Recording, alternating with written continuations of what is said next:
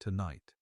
we drift back to a time before written memory, before human history truly begins, guided only by the oldest words ever pressed into clay. And as we settle into this ancient Mesopotamian evening, the air thick with the scent of river reeds and date palms swaying in the warm breeze along the Euphrates, we find ourselves standing in the shadow of a ziggurat temple complex in the city of Eridu, founded according to the Sumerian king list around 5400 BCE, making it quite possibly the oldest city in the world, where priests in linen robes are carefully pressing cuneiform symbols into wet clay tablets, recording not grocery lists or tax records but something far more extraordinary, the origin story of humanity itself. A narrative so bold and specific that it names names, gives job descriptions, and includes what can only be described as divine labor disputes. And yes, you probably won't survive this, at least not without dozing off somewhere around minute 30, which is exactly the point. So before you get comfortable, take a moment to like the video and subscribe, but only if you genuinely enjoy what I do here, and if you're willing, drop a comment telling me where in the world you're listening from and what time it is for you right now. Because there's something oddly comforting about knowing we're all scattered across this planet, falling asleep to the same ancient stories at different hours. Now dim the lights, maybe turn on a fan for that soft background hum, and let's ease into tonight's journey together, back to a world where the gods were not distant cosmic forces but flesh and blood beings with names like Anu and Enlil and Enki, who walked the earth, argued with each other, and apparently had a serious problem with manual labor, which is where we come in, or rather, where we were literally manufactured to come in, according to texts like the Atrahasis epic and the Enuma Elish, both of which survived thousands of years buried in the ruins of ancient libraries, waiting for archaeologists with brushes and patience to uncover them. And the mainstream historical fact we should acknowledge here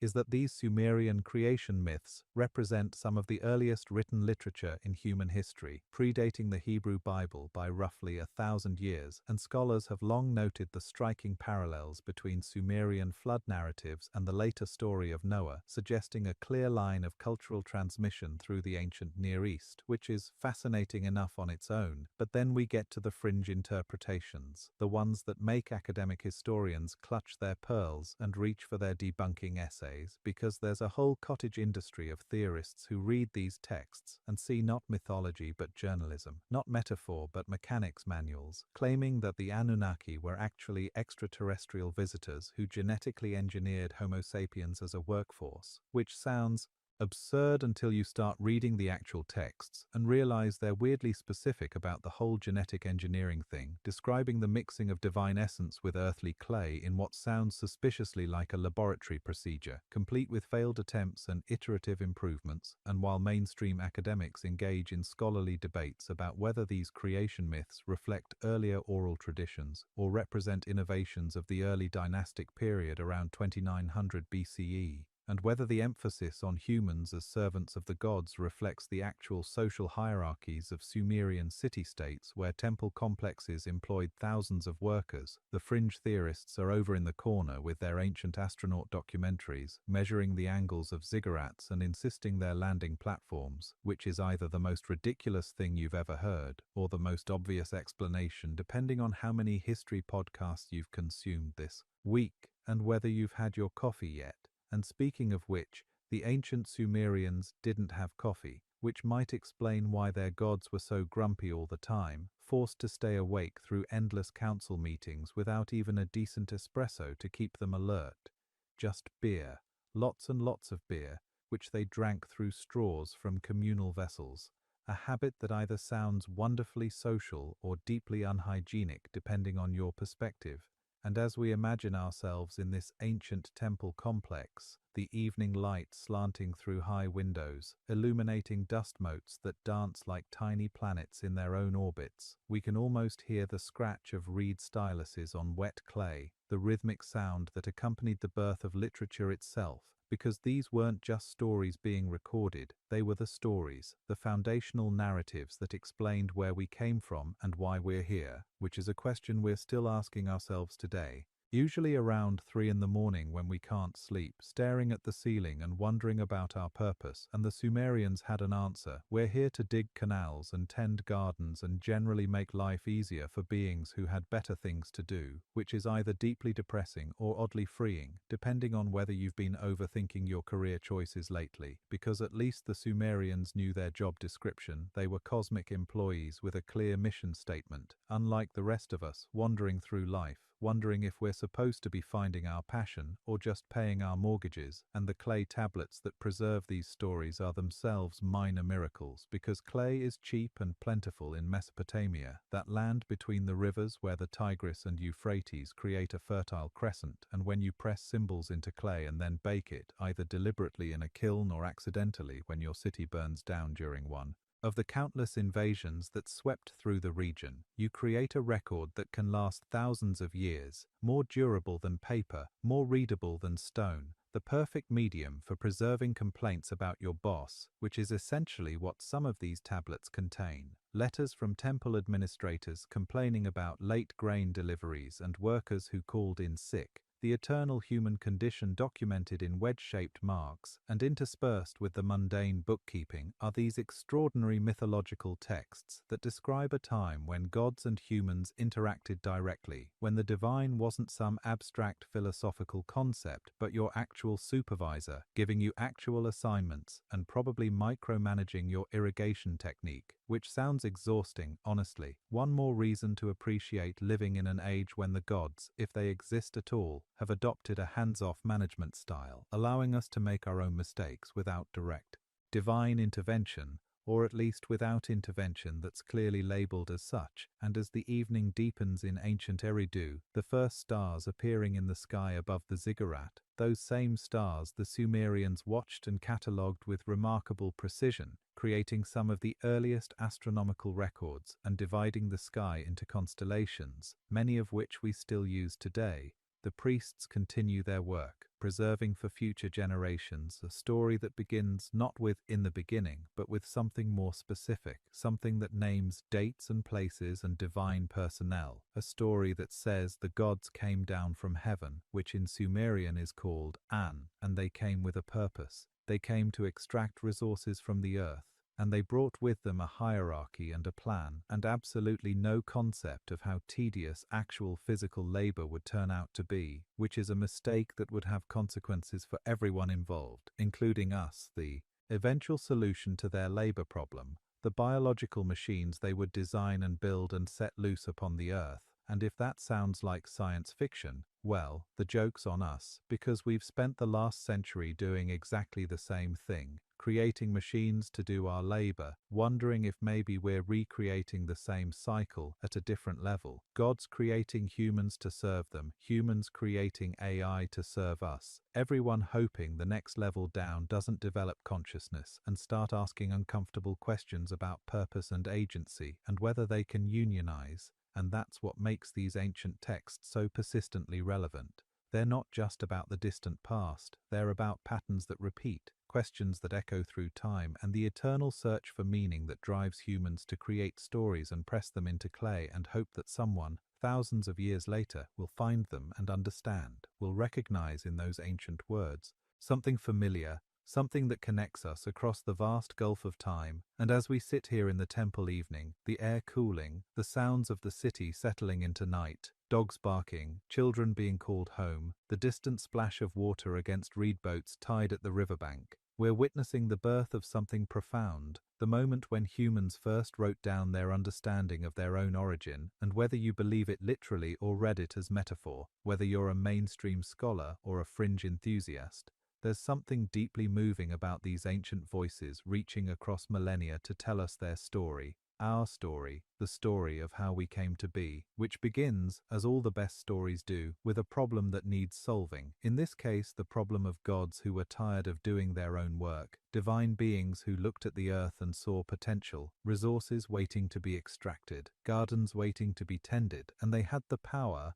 To make it happen, the knowledge and technology or magic or whatever you want to call it, to create workers who would do the labor they themselves had grown weary of. And in that decision, that moment when the divine council voted to create humanity, everything changed, everything began, and we've been dealing with the consequences ever since. Working and wondering, building and questioning, trying to understand our place in the vast cosmic hierarchy, and maybe, just maybe, drifting off to sleep while someone with a soothing voice tells us about it, because some questions are best contemplated from that liminal space between waking and dreaming, where ancient myths and modern life blur together, and everything seems both impossibly strange and perfectly obvious, and the clay tablets remain, baked and buried and rediscovered, carrying their message forward through time, waiting in museum drawers and archaeological sites for new generations to read them and wonder and argue and interpret and dream. The Anunnaki arrive on Earth approximately 450,000 years ago, according to the most enthusiastic interpretations of the Sumerian texts, though mainstream archaeologists will quickly point out that anatomically modern humans don't even appear until around 300,000 years ago, which creates what you might call a timeline problem. But we're getting ahead of ourselves because first we need to understand who exactly these Anunnaki were, and here we have solid historical ground to stand on, the mainstream fact being that Anunnaki literally translates to those who from heaven to earth came, or alternatively, offspring of Anu, Anu being the supreme sky god in the Sumerian pantheon, and the Anunnaki appear throughout Mesopotamian mythology as a collective of deities, sometimes numbering 7, sometimes 50, depending on which text you're reading and which city-state's version of the mythology you're following, because ancient Mesopotamia wasn't a unified culture with a single consistent mythology. It was a collection of competitive city-states, each with their own patron deities and their own variations on the stories, like the Marvel Cinematic Universe before there was a Disney overlord to enforce continuity, and the Anunnaki functioned essentially as middle management in the cosmic hierarchy, below the great gods like Anu, Enlil and Enki, but above humans, performing the actual work of running the universe, at least until they decided they'd had quite enough of that. Thank you very much. Which brings us to the central drama of our story, because according to the Atrahasis epic, which survives in multiple versions from the Old Babylonian period around 1800 BCE, though the story itself is certainly older, passed down through oral tradition before being written down, the Anunnaki were assigned to Earth with a specific mission. They were to dig the great rivers, the Tigris and Euphrates, to dredge canals and establish irrigation systems, to mine precious metals and resources from the earth, essentially to terraform the planet and extract its wealth, which sounds reasonable enough until you consider that we're talking about divine beings, immortal entities with cosmic power, assigned to manual labor like celestial interns. And they did this work for 40 years according to some versions of the text, digging and dredging and mining, and the texts describe their suffering in surprisingly human terms. They complain about the hard labor, their backs ache, their hands blister, which raises interesting theological questions about the nature of divine suffering and whether immortal beings can actually experience physical pain or if they're just being dramatic. And after 40 years of this, or 40,000 years in some interpretations, the timeline gets fuzzy. The Anunnaki have had enough. They organize what can only be described as the universe's first labor strike, a divine walkout. And the way the texts describe it, they gather their tools, they burn them in protest, they march by night to the house of Enlil, who is the god in charge of this whole operation, essentially the CEO of Earth Inc., and they surround his house, and Enlil, waking to find an angry mob of lesser gods outside his door, is understandably alarmed. He thinks it's an attack, he thinks there's a rebellion, which there is, sort of. But it's a labor dispute, not a coup, though the line between those two things has always been thinner than management likes to admit. And this is where the scholarly debates get interesting, because historians argue about what these myths actually reflect, some seeing in them the social tensions of Sumerian city-states, where temple complexes controlled enormous amounts of land and labor, where workers' grievances against temple authorities might have been projected onto cosmic narratives as a way of processing and legitimizing their complaints. Others see the myths as purely theological exercises, explanations for why the world is structured the way it is, why humans exist as servants of the divine, while still others, the fringe theorists we mentioned earlier, read these accounts and see ancient memories of actual events, real labor disputes among a race of technologically advanced beings who visited Earth and found the work harder than they expected. Which sounds crazy until you remember that every culture on Earth has flood myths, every culture has stories of gods descending from the sky, and maybe the crazy thing is assuming they're all just making stuff up, or maybe the crazy thing is believing in ancient astronauts. It really depends on your epistemological framework and how much sleep you've had recently. And speaking of sleep, the Anunnaki weren't getting much of it. According to the texts, they're exhausted, they're at the end of their rope. Divine beings having what amounts to a collective burnout, which is relatable content for anyone who's ever worked a job that ground them down until they couldn't remember why they started doing it in the first place. And when Enlil hears their complaints, he's furious at first. He wants to know who organized this strike, who the ringleader is. He wants to punish them, which is also classic management response. Blame the troublemakers rather than address the underlying problem. But then Enki speaks up. Enki, who is the god of wisdom and water and mischief, the trickster figure of the Sumerian pantheon, and he's one of the most interesting characters in this whole drama because he consistently sides with humanity later on, protecting them from Enlil's various attempts to wipe them out. And Enki proposes a solution. He says, instead of punishing the Anunnaki, why don't we create workers to do this labor for them? Let's make beings specifically designed for manual labor, and he has a plan. He knows how to do it, involving his mother Ninhursag, who is a goddess of fertility and birth, and some biological raw materials. And this is where it gets weird, or weirder, because the level of detail in these texts about the creation process is startlingly specific. They don't just say, and the gods made humans. They describe a procedure, a methodology, ingredients and steps, like a recipe, and whether you read this as mythological metaphor, or ancient memory, or creative fiction, you have to admit it's peculiar the way they talk about mixing clay with the blood of a slain god, specifically a god who was part of the rebellion, sometimes named as Geshtu-i or Weila depending on the version, a divine sacrifice that would give the clay figures intelligence and personality, the divine essence mixed with earthly matter, and Ninhursag performs this procedure. She creates the first humans, and there are failures at first, beings that don't work properly, that can't reproduce or can't function, which sounds an awful lot like trial and error, like experiments that didn't quite work out before the successful model was achieved. And if you're a mainstream scholar, you read this as mythological explanation for human imperfection and diversity, the idea that creation isn't instantaneous perfection but a process with iterations. While if you're a fringe theorist, you're nodding vigorously and pulling up slides about genetic engineering and ancient biotech, and the rest of us are somewhere in between, trying to figure out what to make of these stories that are simultaneously obviously mythological and weirdly specific. And the mainstream historical fact we should anchor ourselves to here is that Mesopotamian mythology consistently portrays humans as created specifically to serve the gods, to provide them with food through offerings, to maintain their temples, to do the work they don't want to do, which is a rather different creation narrative than the one where humans are made in the divine image as the crown of creation. The Sumerian version is more honest in some ways, more cynical, less flattering. We're not the crown of anything, we're the help. We're biological robots designed for a purpose, and that purpose is labor, which might explain why work feels so fundamental to human identity. Why we ask children what they want to be when they grow up, meaning what job they want to have,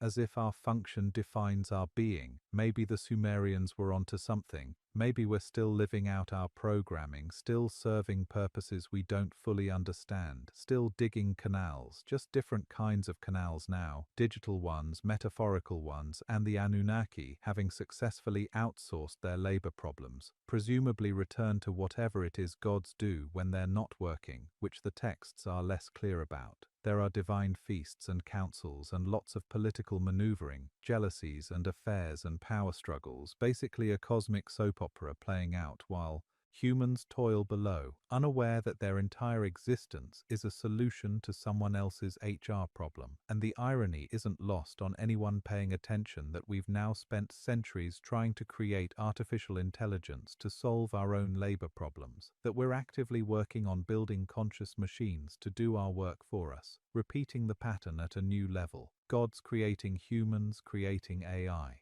Each generation trying to escape labor by creating a subordinate class to do it for them, which either never works out well or works out great depending on whether you're the creator or the created. And somewhere in this cycle there's probably a lesson about the nature of consciousness and purpose, and whether anything truly wants to exist solely as a tool for someone else's convenience. But that's the kind of philosophical question best contemplated while drifting off to sleep, when the boundaries between literal and metaphorical blur, when ancient Sumerian labor disputes and modern automation anxieties blend together in the pre-dream haze. And back in ancient Mesopotamia, in the aftermath of the Anunnaki strike, after the solution has been implemented, after humans have been created and set to work, there must have been a period of adjustment, gods getting used to having servants, humans getting used to existence, both sides figuring out the rules of engagement, and the texts suggest it wasn't entirely smooth.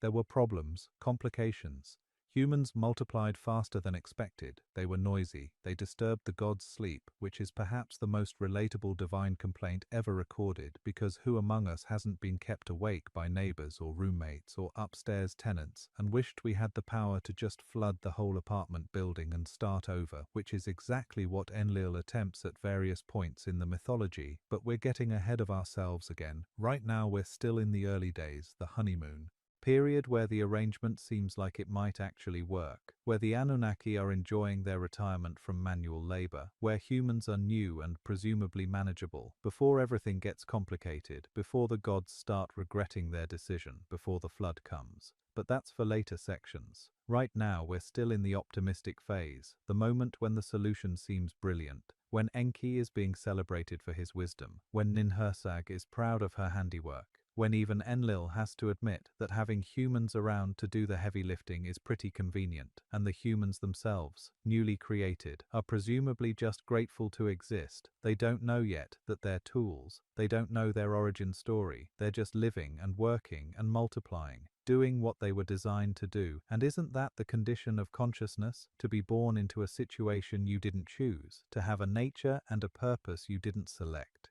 to be shaped by forces beyond your control and then told to make the best of it. And whether those forces are divine beings or evolutionary processes or cosmic accidents, the subjective experience is similar. We're here, we exist, we might as well figure out what to do about it. And the Sumerians, writing this all down thousands of years after their civilization supposedly began, were trying to make sense of that same basic situation, trying to understand why things are the way they are, why life involves so much work, why suffering exists, why consciousness came packaged with mortality and labor and desire. And their answer was that we were designed that way, purpose-built for servitude, created by beings who needed workers and had the technology or magic to make them, which is either the most depressing origin story ever or oddly freeing, depending on whether you think having a clear purpose is a gift or a prison. And as the Mesopotamian moon rises over the ziggurat, as the Anunnaki settle into their new lifestyle of leisure, as the first humans bend their backs to the work of digging canals and planting gardens and mining the earth, a pattern is established that will echo through history, a relationship between creators and created,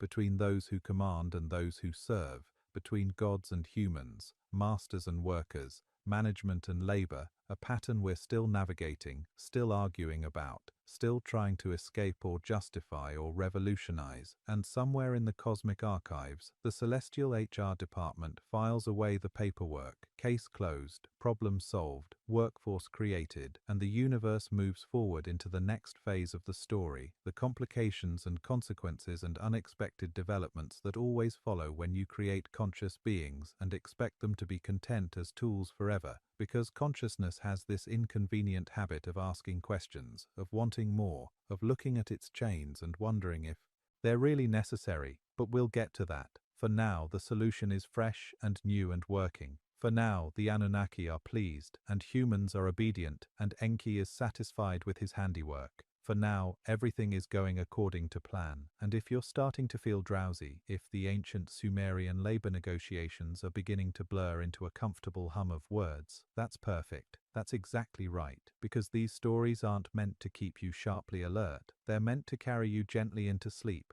to give your conscious mind something to hold on to, while your unconscious mind processes and dreams and does whatever mysterious work it does in the night. And the Anunnaki, having created humans to do their work, have given us a gift in return, a story, an origin myth that survived 4,000 years, pressed into clay tablets and buried and rediscovered, translated and argued over and reinterpreted, and whether every word is literal truth or pure metaphor or something in between, it's ours now, part of our shared human heritage, this tale of gods who came from the sky and grew tired of labor and created us to solve their problem. And maybe that makes us a solution, maybe that gives us purpose, or maybe it just gives us a story to think about as we drift towards sleep. Enki's laboratory, if we can call it that, though the Sumerian texts describe it more as a creation house or birth house, becomes the setting for one of the most detailed creation accounts in ancient mythology, and the mainstream historical fact we need to establish here is that Enki, also known as Ea in later Akkadian texts, was one of the most important deities in the Mesopotamian pantheon, god of wisdom, magic, crafts, water and creation, patron deity of the city of Eridu, which we visited in section 1, and he appears consistently throughout Sumerian literature as a problem solver, a trickster, a god who sides with humanity against the harsher judgments of other deities, particularly Enlil, and in the creation narratives he works together with the mother goddess Ninhursag, also called Ninmah or Belet-Ili depending on the text and time period, and together they perform what can only be described as an experimental procedure to create human beings, and the level of detail in texts like the Atrahasis epic and the Enuma Elish about this process is remarkable. They don't just say humans were made from clay, they specify the type of clay. They mention mixing it with the blood of a slain god to give it intelligence and spirit. They describe Ninhursag pinching off 14 pieces of clay, 7 male and 7 female, placing them in a special room or vessel and waiting for them to develop, which sounds an awful lot like describing a gestation process or an incubation period. And while mainstream scholars interpret this as mythological metaphor, the way ancient people tried to explain reproduction and the mystery of how life begins, using the materials they understood, clay being the primary crafting material of their culture, the fringe interpretation takes this much more literally, seeing in these descriptions a record of genetic engineering, the clay being perhaps a metaphor for biological base materials, the divine blood representing DNA or genetic material from the Anunnaki themselves, the mixing process being a form of hybridization, creating beings that were part earthly, part divine, part animal, part Anunnaki, and whether you find this interpretation ridiculous or intriguing probably depends on your tolerance for alternative archaeology and your feelings about Erich von Däniken, who popularized the ancient astronaut theory in his 1968 book, Chariots of the Gods, which has been thoroughly debunked by mainstream academics and yet continues to sell copies and inspire documentaries and persist in the cultural imagination like a conspiracy theory that refuses to die, possibly because there's something appealing about the idea that we're not alone in the universe, that we never have been, that our origins are cosmic rather than purely terrestrial, even if that cosmic origin story involves being created as a servant species, which you'd think would be less appealing but apparently isn't, and scholarly debates continue about what these creation myths actually meant to the ancient Sumerians themselves, whether they took them literally or understood them as allegorical, whether they saw the gods as actual beings or as personifications of natural forces, whether the myths served religious functions or political ones or psychological ones, and the truth is probably all of the above. Myths being multifunctional in ways that our modern categorical thinking has trouble grasping, they can be religiously meaningful and politically useful and psychologically resonant all at the same time. They can be metaphorically true even if they're not literally factual, or they can be literal records of events so strange that later generations reinterpreted them as myths. And we're back to that epistemological uncertainty. that question of how we know what we know about the past, especially the deep past, the pre-literate past, the past that left no written records except these ambiguous mythological texts that might be history or poetry or propaganda or all three, and Enki, standing in his creation house with Ninhursag, working on the human prototype, is either a mythological character representing human ingenuity and creative power, or a memory of an actual genetic engineer from an advanced civilization, or a god in the classical sense performing a miracle, or some combination we haven't thought of yet. And the beauty of contemplating this at bedtime is that you don't have to decide.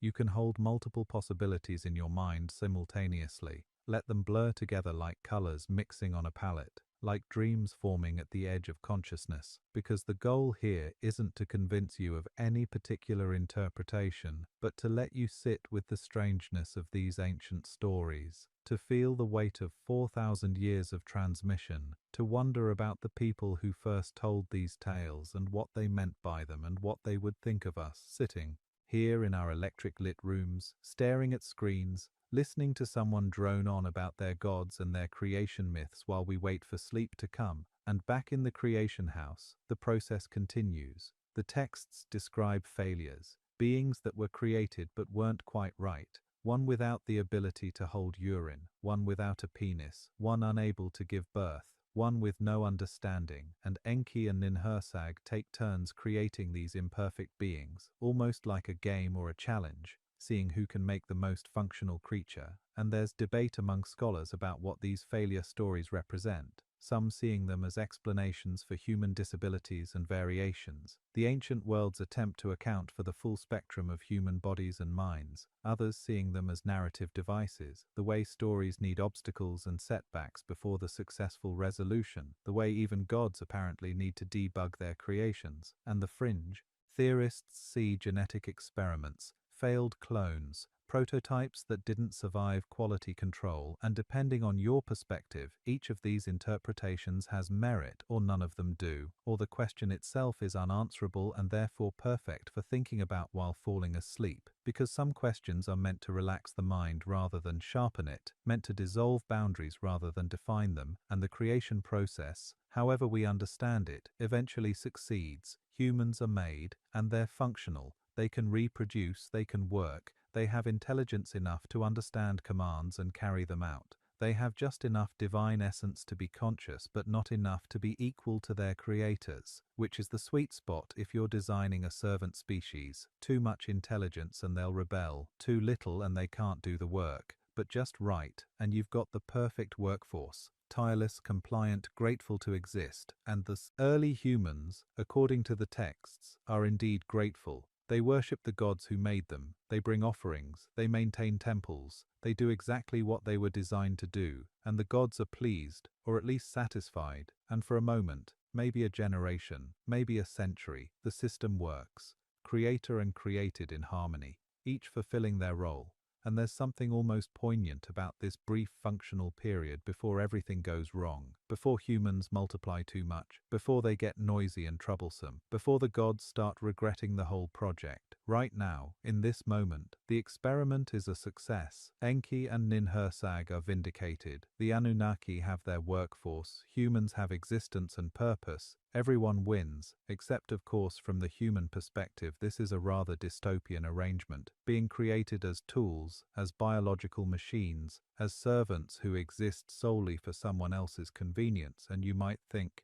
humans would eventually rebel against this, would develop consciousness enough to question their subordinate status, and you'd be right. That's exactly what happens in later myths and throughout history, humans pushing back against the gods, against fate, against the structures that confine them, seeking freedom and autonomy and the right to determine their own purpose, which is perhaps the central drama of human existence, this tension between our nature and our aspirations, between what we were made to be and what we choose to become. And the Sumerian myths, for all their strangeness, capture this perfectly. They show us created beings who start as servants and gradually become something more complicated, something the gods didn't entirely plan for, and this is where the metaphorical power of the myths comes through regardless of whether you think they're literally true, because every human does start as something shaped by forces beyond their control, genetics and family. And culture and circumstance. We're all born into a situation we didn't design, given a nature we didn't choose, and then we spend our lives figuring out what to do about that, how much to accept and how much to rebel against, how to live with the constraints we're given while still striving for something more. And the Sumerians understood this. They encoded it in their creation myths. Humans as beings caught between earth and heaven, between animal and divine, between servitude and freedom, and maybe that's why these myths persist, why we're still reading them, still arguing about them, still making documentaries about ancient astronauts and writing long academic papers debunking those documentaries, because the myths touch something fundamental, some basic question about what we are and why we're here and whether our purpose is something we're given or something we create. And as Enki shapes the clay in his creation house, as Ninhursag breathes life into the forms, as the first humans open their eyes and look around at the world they've been brought into without their consent, there's a moment of pure potential, a moment before the complications begin, before the consequences accumulate, before the story becomes tragic or triumphant or whatever it becomes. Right now it's just creation, just the moment of making, and there's something beautiful in that regardless of how you interpret it. The image of careful hands shaping clay, divine or otherwise, the idea of life emerging from base materials through some kind of transformation, some alchemy of matter and spirit, and the mainstream academics can explain it as mythological metaphor for natural reproduction, and the fringe theorists can insist it's describing genetic engineering, and both can be talking about the same fundamental mystery, the miracle of how consciousness emerges from matter, how living beings arise from non-living materials, how something as complex as a human being, with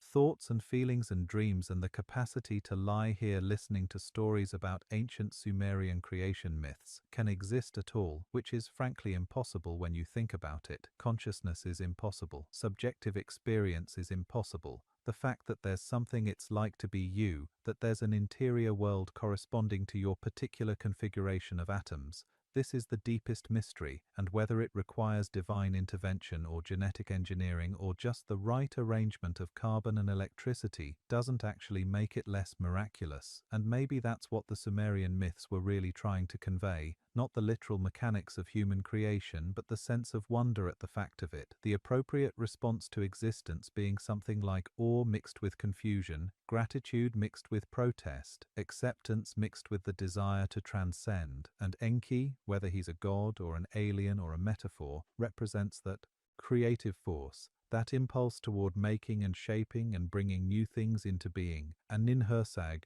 represents the nurturing aspect, the gestating and protecting and bringing to birth, and together they're complete, the making and the nurturing, the design and the development, and humans are their masterpiece, their greatest achievement, or their biggest mistake, depending on how things go, depending on what happens in the next phase. After creation comes relationship, after making comes maintaining, after the birth comes the parenting. And this is where the Sumerian myths get really interesting, because the gods turn out to be terrible parents, inconsistent and demanding and prone to catastrophic overreactions, which makes them very realistic parents actually, if we're being honest, because who among us hasn't occasionally fantasized about starting over when things get too messy, who hasn't been kept awake by noise and wished for silence, who hasn't created something, and then felt ambivalent about it, and the Anunnaki, having created humans, now have to deal with them, have to manage them, have to navigate the relationship between creator and created, and spoiler alert, they're not great at it.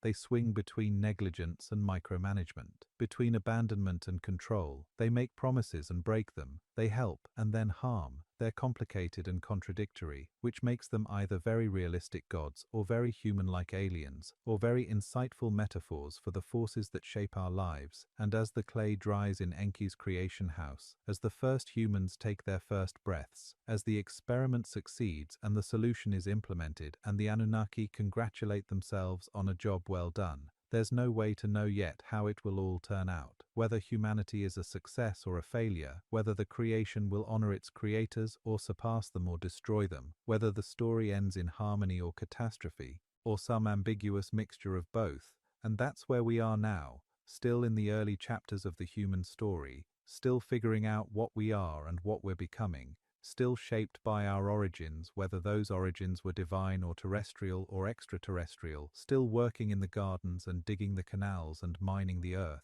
still serving purposes we don't fully understand, still occasionally looking up at the sky and wondering if anyone's watching, if the creators are still around, if they're pleased with how we've turned out, if they have any advice for the mess we've made. And the silence we get in response is either profound or deafening or perfectly appropriate, depending on your theological commitments and your tolerance for uncertainty. And as we drift further into this story, as the words pile up like sediment layers, like archaeological strata, like clay tablets stacked in an ancient library, you might find your attention wandering, your eyelids growing heavy, your breathing slowing, and that's good. That's right, that's the whole point, because these ancient stories are meant to be experienced in this liminal state, this space between waking and sleeping where everything seems possible and nothing needs to be resolved, where you can hold contradictions without discomfort, where Enki can be a god and an alien and a metaphor all at once, where you can be awed by the mystery of existence without needing to solve it, where sleep approaches like a gentle tide, inevitable and welcome, and the creation house fades into dream, and the clay figures become shadows, and the questions remain but lose their urgency, and everything softens into the comfortable darkness that precedes sleep. The humans multiply, which is exactly what they were designed to do, reproduction being a key feature of any successful workforce. You don't want to have to keep manufacturing new workers from scratch, better to build in the ability to self-replicate. Let them make more of themselves. And the Sumerian texts tell us this works almost too well. Humans are fruitful, they fill the earth, they spread across Mesopotamia and beyond, and this should be a happy ending. Problem solved, labor force established, everyone can get back to their lives, but of course it's not that simple because consciousness, even consciousness designed for servitude, has this tendency to develop complications, and the mainstream historical fact we need to anchor to here is that Mesopotamian flood narratives, particularly the story preserved in the Atrahasis epic and later incorporated into the Epic of Gilgamesh, represent some of the oldest and most detailed flood myths in human literature, predating the biblical account of Noah by at least 1,000 years, and scholars have documented clear lines of influence, the Genesis flood story being almost certainly derived from earlier Mesopotamian sources, with striking parallels in structure and detail, the warning from a deity, the construction of an ark, the saving of animals, the sending out of birds to test if the waters have receded. These elements appear in both traditions, suggesting cultural transmission through the ancient Near East. And what's interesting is why the flood happens, why the gods decide to destroy humanity, and in the Mesopotamian versions, the reason is both petty and relatable.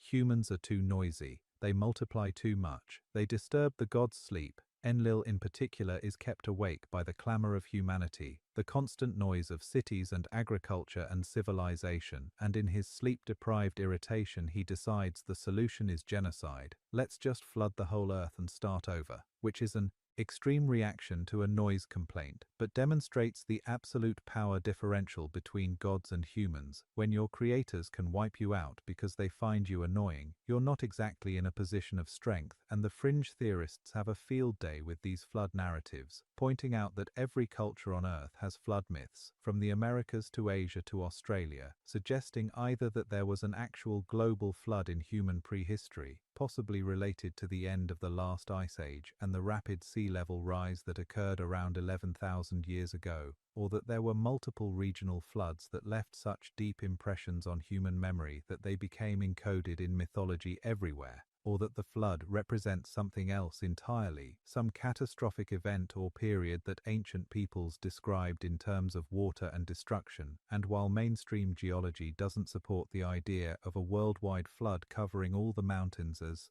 described in the biblical account, there's increasing evidence of significant flooding events in human prehistory, particularly around the Black Sea, where some researchers have proposed a catastrophic flood around 5600 BCE when the Mediterranean broke through and filled what had been a freshwater lake, creating the Black Sea as we know it, an event that could have displaced populations and entered cultural memory as a great flood. And scholarly debates continue about how to interpret these myths, whether they're purely allegorical, warnings about divine power and human hubris, or whether they contain some kernel of historical memory, some record of actual events transformed through oral transmission into mythological narrative, and the answer is probably somewhere in between, myths being neither pure fiction nor pure history, but some third category we don't have a good name for, stories that are true in ways that transcend factual accuracy, that capture emotional and spiritual realities even when the literal details are fantastical. And in the Atrahasis version of the flood story, Enlil convinces the other gods to go along with his plan. They'll send a flood to wipe out humanity. Problem solved. They can finally get some sleep.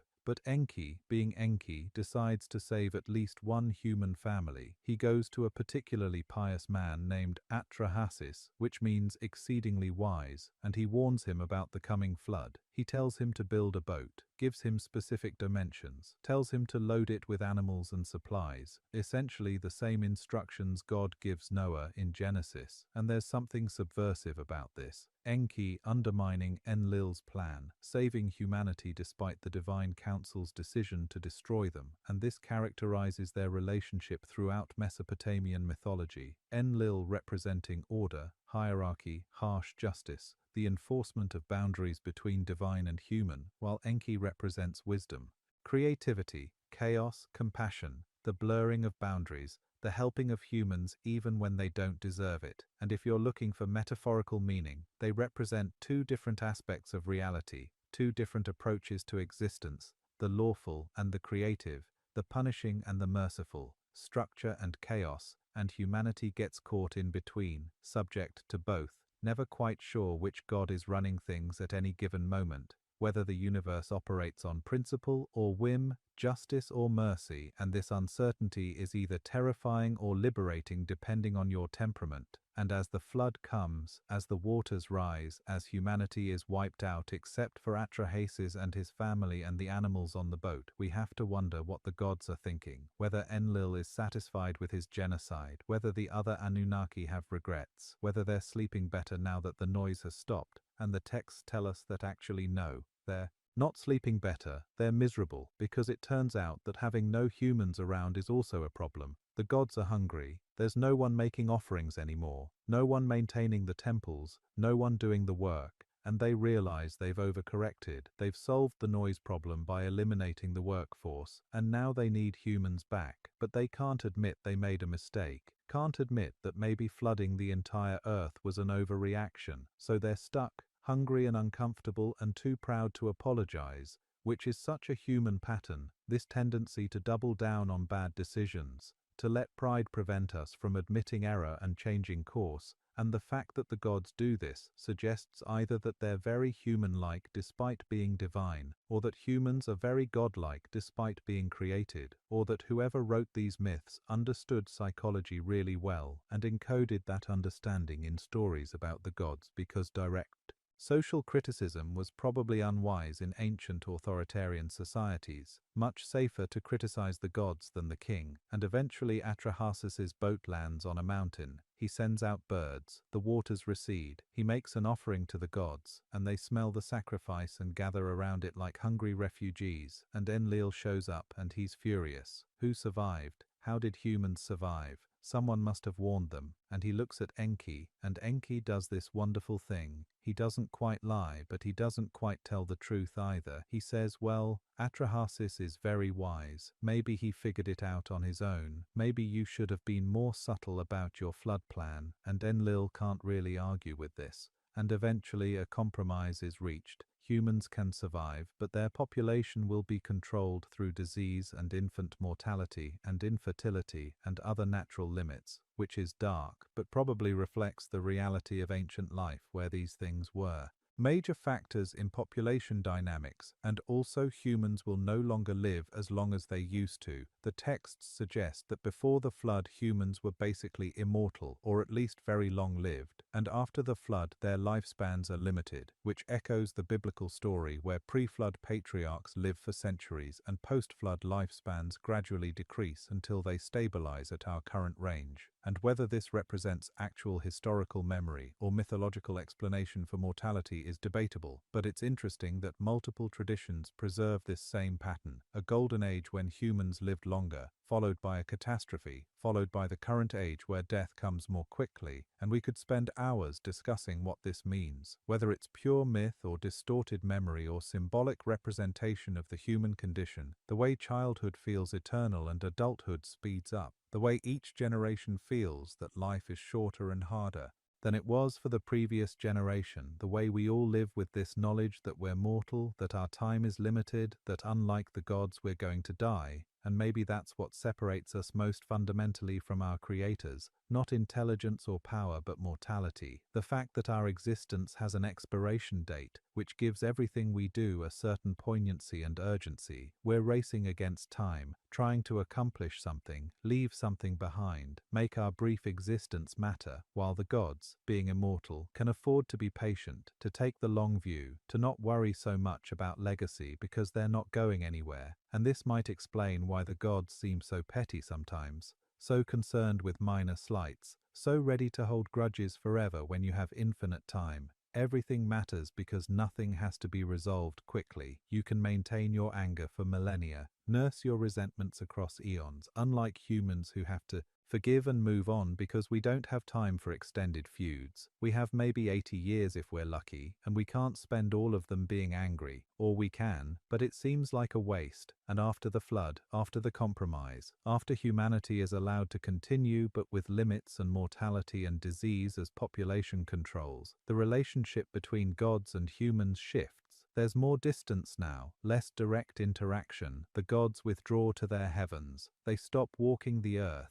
They become more abstract, more remote, and humans are left to figure things out on their own, still making offerings, still building temples, still trying to please the beings who created them, but without the constant divine presence and interference. And maybe this is growing up. Maybe this is what maturation looks like on a cosmic scale. The creators stepping back, allowing their creation to become independent, to make mistakes, to develop their own identity separate from the purpose they were designed for. And humans do this. They build civilizations. They create art and literature and philosophy. They ask questions about meaning and purpose and whether there's more to existence than just serving the gods. They become, in other words, more than they were designed to be, more complex and interesting and problematic. And the gods watch this with mixed feelings, pride and concern, satisfaction and regret. The way any parent watches their children grow beyond them becomes something they didn't entirely anticipate, and the Sumerian texts preserve this long transition from the early days when gods and humans interacted constantly to the later periods when the divine becomes more distant, more mysterious, more a matter of faith than direct experience. And scholars see in this the development of religious thought, the way ancient religions evolved from animism and direct divine presence to more abstract monotheistic or philosophical concepts,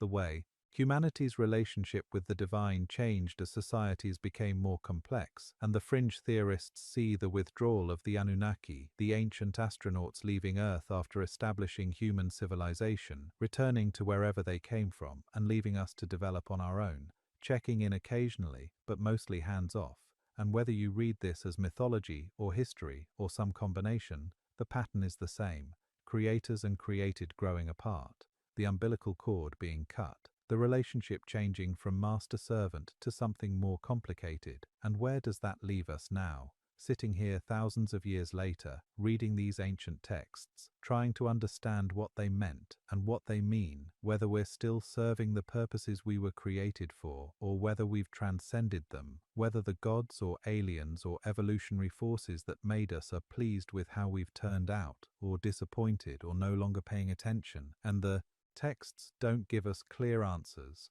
They end ambiguously. Humans continue, gods continue, the relationship continues, sometimes cooperative, sometimes adversarial, always complicated. And maybe that's the most honest ending. Not resolution, but continuation. Not answers, but more questions. Not closure, but opening into the vast uncertain future where anything might happen, where we might fulfill our design, or exceed it, or destroy ourselves, or transcend to something entirely new. And the Sumerians who first pressed these stories into clay, who first tried to make sense of their existence and their relationship to the divine, who first asked these fundamental questions about origins and purpose and meaning, they're gone now. Their civilization collapsed, their cities buried under sand and time, but their questions remain, their stories persist, passed down through millennia, translated and retranslated, interpreted and reinterpreted, debated and argued over, and here we are, still engaging with them, still finding something valuable in these ancient myths, still seeing ourselves in these stories of creation and rebellion and flood and survival, still wondering what it means to be made by something greater than ourselves and whether that makes us servants or children or something else entirely. And as we near the end of this section, as the words pile up toward their target count, as the ancient Mesopotamian world fades back into history and we prepare to return to our own time, our own lives, our own questions about purpose and meaning, remember that these stories were never meant to provide answers. They were meant to help us live with the questions, to give shape to uncertainty, to make the mystery of existence bearable through narrative. And whether the Anunnaki were gods or aliens or metaphors or memories, whether humans were created by divine engineering or genetic engineering or evolutionary processes, whether the flood was literal or symbolic or historical or mythological, what matters is that we're here. We exist, we're conscious, we can contemplate these questions, we can drift off to sleep thinking about ancient Sumerians and their complex pantheon of gods who created us and regretted it,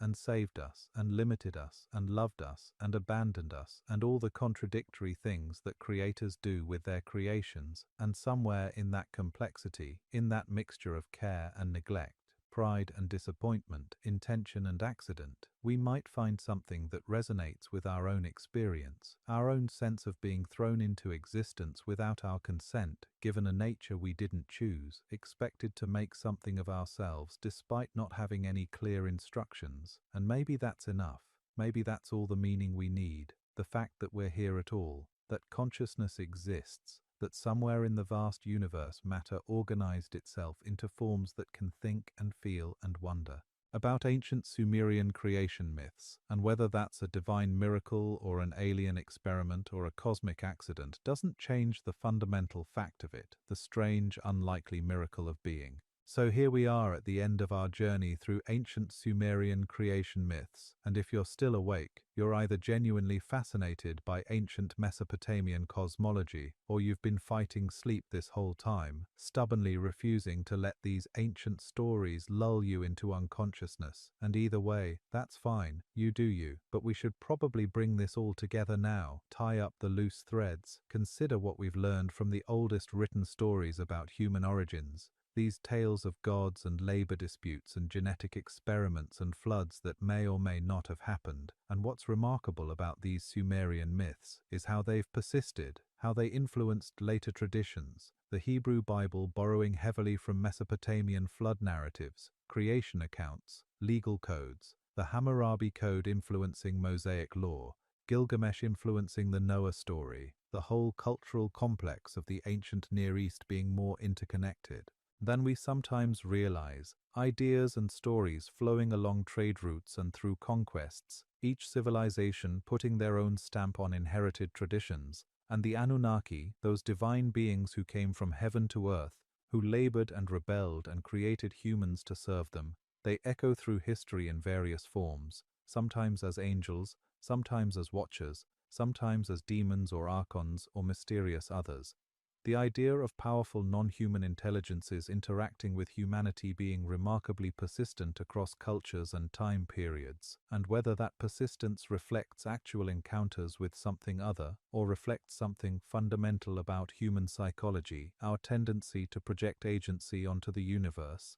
to imagine beings more powerful than ourselves watching over us, or manipulating us, or judging us. Either way, the myths serve a function. They help us make sense of our place in the cosmos, our relationship to forces beyond our control, our origin and purpose and destiny, and for the ancient Sumerians living in their river valley civilization, surrounded by uncertainty and dependent on floods and weather and the cooperation of neighboring city-states, having a cosmic framework that explained why things were the way they were must have been comforting, even if that framework involved being created as servants. At least it gave them purpose. At least they knew their place in the grand scheme, unlike us moderns who have more freedom but also more existential anxiety, more choices but also more uncertainty, and maybe that's progress or maybe it's just trading one set of problems for another. And as you lie here in your bed, in your room, in whatever corner of the world you're listening from, you're participating in a tradition that goes back thousands of years, humans gathering in the darkness to hear stories about where we came from and why we're here, except instead of a fireside in ancient Mesopotamia, you have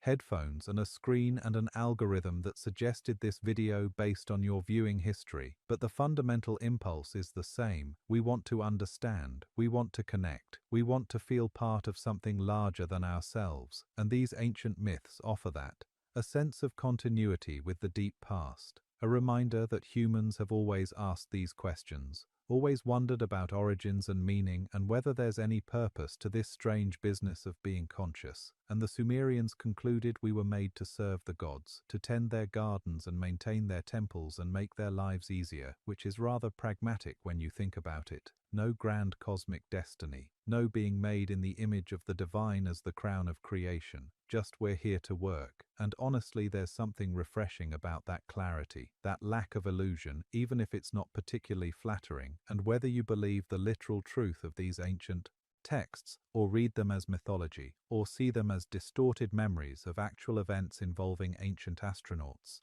what matters is that they've survived. These stories pressed into clay 4,000 years ago have made it to us, have been excavated and translated and shared, and now they're helping you fall asleep, which is perhaps not what the original scribes intended but would probably amuse them. To know that their sacred texts about the origin of humanity are being used as bedtime stories by people in the distant future. And speaking of which, if you've enjoyed this journey through Sumerian mythology, if you've found value in these ancient stories and the way we've explored them tonight, take a moment to subscribe to the channel, support the work of creating these long-form bedtime history narratives, because it takes considerable time to research these topics and craft them into sleep-friendly scripts that balance historical accuracy with entertainment and somnolent pacing, and your subscription helps make more of these possible, helps justify the hours spent reading academic papers about Mesopotamian mythology and ancient astronaut theories and scholarly debates about the dating of cuneiform texts. And if you're already subscribed,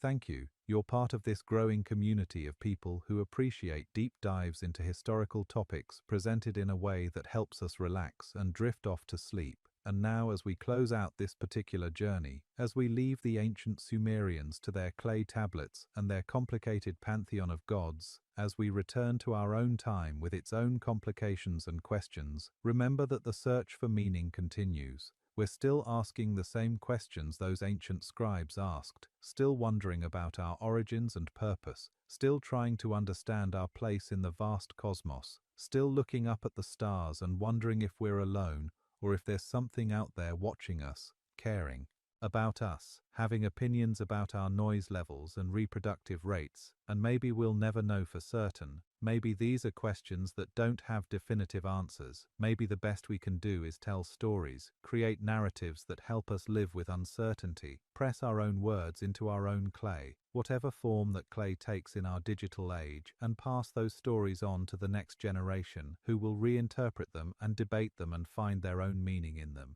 just as we've done with the Sumerian myths. And in that continuity, in that long chain of storytelling and wondering and questioning, we find a kind of immortality, not for ourselves as individuals, but for our questions, our curiosities, our fundamental human nature that looks at the world and asks why and how and what does it mean. And these questions will outlast us, will be asked by people not yet born, in languages not yet invented, using technologies we can't imagine, but the questions will be the same. Where did we come from? Why are we here? What happens next? And the answers, if they ever come, will probably raise more questions, because that's how it works. That's how it's always worked. each answer opening onto new mysteries, each solution revealing new problems. And maybe that's okay. Maybe that's the point. Maybe we're not meant to solve the mystery, but to live it, to experience it, to wonder at it. And as your breathing deepens, as your body relaxes into your bed, as your mind drifts toward that threshold between waking and sleeping, where thoughts become dreams and questions become images, and the ancient Sumerians and their Anunnaki gods become characters in your own private mythology, know that you're part of something ancient and ongoing, this human practice of storytelling, this human need for meaning,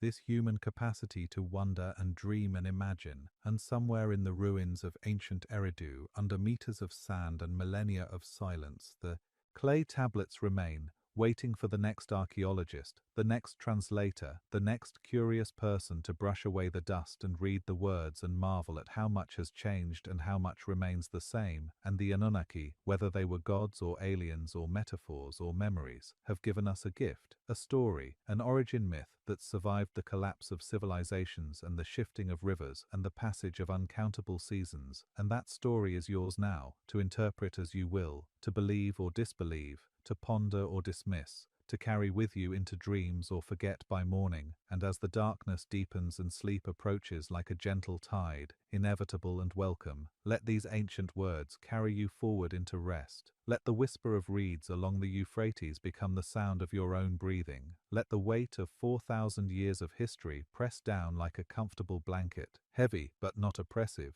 grounding you in time and place while allowing your mind to float free. And the gods fade into the distance, and the questions remain but lose their urgency, and everything becomes soft and vague and peaceful, and you drift like a reed boat on ancient waters, drift like clay tablets through time, drift towards sleep and dreams and the temporary forgetting that rest provides. And tomorrow you'll wake and remember some of this and forget most of it, and that's fine, that's expected. These stories aren't meant to be memorized but experienced, not facts to retain but journeys to take. And you've taken this journey with me tonight, back to the beginning, to the oldest stories, to the first attempts to explain why we're here. And now the journey ends, the stories fade, the ancient world recedes back into history where it belongs, and you remain, here, now, breathing, existing, carrying forward the legacy of those ancient Sumerians who looked up at the stars and wondered, just as you wonder, just as we all wonder. And in that wondering we are connected, across millennia, across cultures, across the vast gulf that separates us from our ancestors, and the gift they gave us, these stories, these myths, these earliest written words, continues to give, continues to inspire wonder and curiosity and debate, continues to help us make sense of being human, which is all we can ask of any story really, that it helps us understand ourselves a little better, feel less alone in our questions, find comfort in knowing others have wondered the same things. And as the last words approach, as this long journey through Sumerian mythology comes to its end, as your eyelids grow heavy and your breathing slows and sleep finally claims you, know that you've touched something ancient and profound. You've connected with the deep past. You've heard the oldest stories, and those stories have done their work. They've carried you through the evening and into the night. They've given your mind something to hold onto while your body relaxed. They've been your companion on this journey into sleep, and now they release you. Now you're free to dream your own dreams,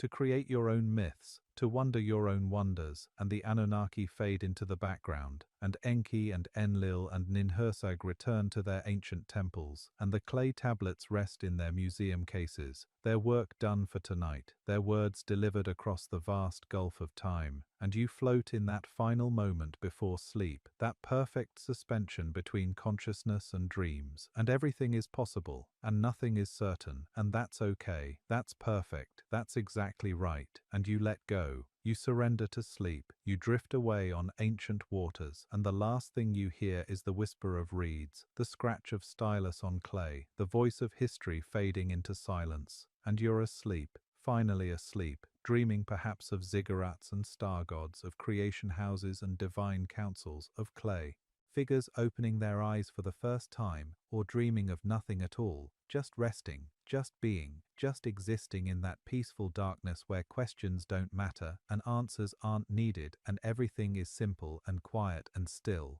Sleep well, Rest well, let these ancient stories work their magic, and we'll meet again another night for another journey through history. But for now, this journey is complete. The story is told, the ancient words have done their work. Sweet dreams and good night. End of script. Sweet dreams.